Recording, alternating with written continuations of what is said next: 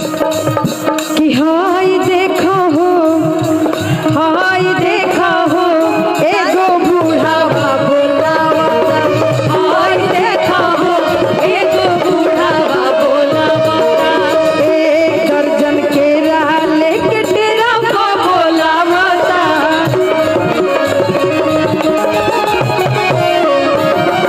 अरे एक दर्जन केरा लेके दुनिया छोड़ावता।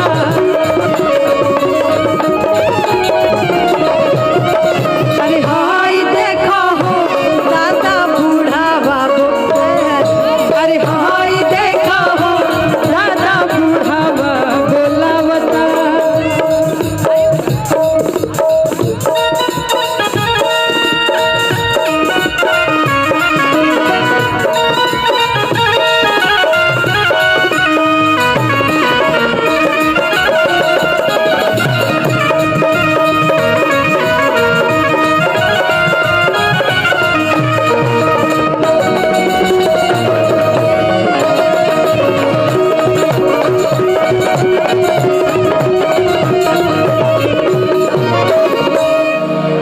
कि कोटवा पहिरला से अरे हीरो ना कहइबा ए बबुआ।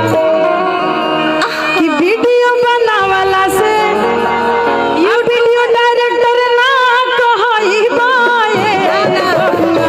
वीडियो डायरेक्टर ना कि वीडियो बनावला से यूट्यूबर ना कहइबा ए बबुआ। और कहेंगे बा तू लफुए कहइबा ए बबुआ। तू लफुए कहइबा ए बबुआ। लेकिन ई जेकर बियाह शादी नहीं के भइल ओकरा के कहत है। जेकर बियाह हो गइल ओकरा खातिर कि सूट बूट पहनला से हीरो ना कहइबा ए बबुआ। सूट बूट पहनला से हीरो ना कहइबा ए बबुआ।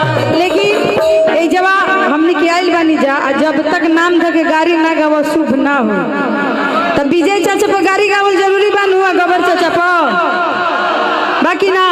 तो हम चाचा कहत नहीं तो गाड़ियों दे हम तो एकदम बढ़िया से ना ना कहे के बा हाँ हाँ कि सूट बूट पहनला से गाड़ी ना हो आ हीरो ना कहइबा ए विजय चाचा। का कहिए कि पठान सूट पहनला से आ गुंडा ना कहइबा ए गबर चाचा। का कहिबा ना नेता तो बड़ले बड़ी तो सब जानता कि नेता बड़े। लेकिन एजा कहे के बा ना ना माफियो नहीं के कहे के। ई सब नाम रख के बदनाम करत नहीं जरूर सब कहे के बा। हमें हर मौगे कहई। एक बार जोरदार ताली हो जाए चाचा खातिर। अब तब कहे बा तू ता नेता कहइबा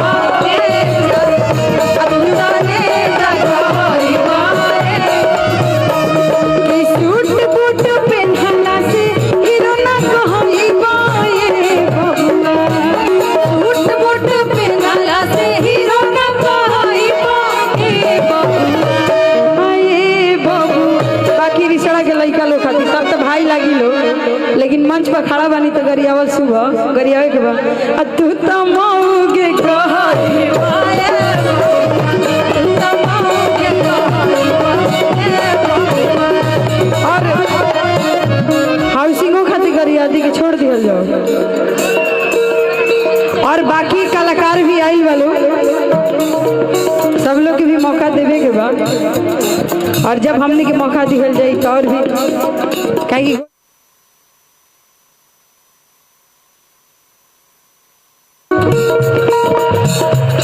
एंकरिंग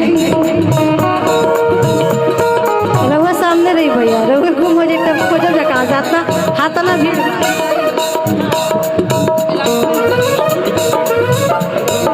हेलो मैं चाहूंगा जी जी जी धन्यवाद सर धन्यवाद।